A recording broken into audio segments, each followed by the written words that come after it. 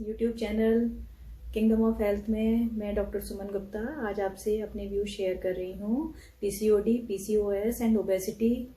के सिम्टम्स से जो हमारे पास लड़कियाँ आती हैं उनकी प्रॉब्लम्स के बारे में।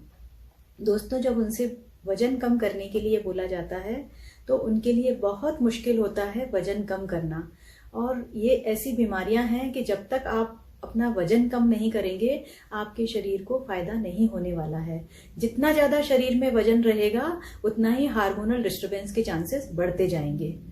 तो आजकल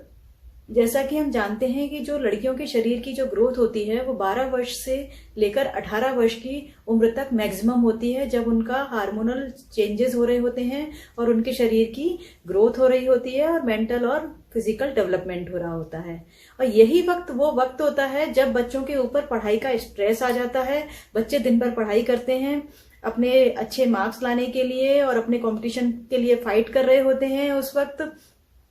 तो वो मेंटल स्ट्रेस में रहते हैं और उसी वक्त जो है उनको जो है फिजिकल डेवलपमेंट भी हो रहा होता है। इसलिए जो है कुछ बच्चों में जो है बहुत ज्यादा खाना खाने की वजह से, वजन बढ़ने की वजह से हार्मोनल डिस्टरबेंस होता है और उनके पीरियड्स इरेगुलर हो जाते हैं और पीसीओडी या पीसीओएस लाइक सिम्टम्स आने लगते हैं। आजकल क्या है कि घर में जो है रसोई जो है दिन भर चलती रहती है, हमारे पास खाने पीने को बहुत वैरायटी ऑफ फूड भी अवेलेबल होता है और बच्चे भी बहुत ज्यादा जो है वेरिएबल फूड के लिए डिमांड करते हैं कि कभी पिज्जा बना दो, कभी पास्ता बना दो, कभी चाउमीन बना दो, कभी ये बनाओ, कभी वो बनाओ। और हाई जो हम फूड प्रिपेयर कर रहे हैं बच्चे के मन को खुश करने के लिए वो भी बहुत हाई कैलोरी कंटेंट वाला होता है। साथ में आजकल जो है घर में मेंबर्स बहुत कम होते हैं, तो जो भी अमाउंट ऑफ फूड हम बनाते हैं तो वो भी एक बच्चे के हिस्से में उसकी जो क्वांटिटी होती है वो कुछ जरूरत से ज्यादा ही होती है। तो उसका जो है जो भी फूड बच्चे को अवेलेबल हो रहा है उसका जो है क्वांटिटी भी ज्यादा है और उसकी जो है कैलोरी वैल्यू भी ज्यादा है और उसका ग्लाइसेमिक इंडेक्स भी ज्यादा होता है। दूसरी बात यह है कि दिन भर पढ़ाई करने के चक्कर में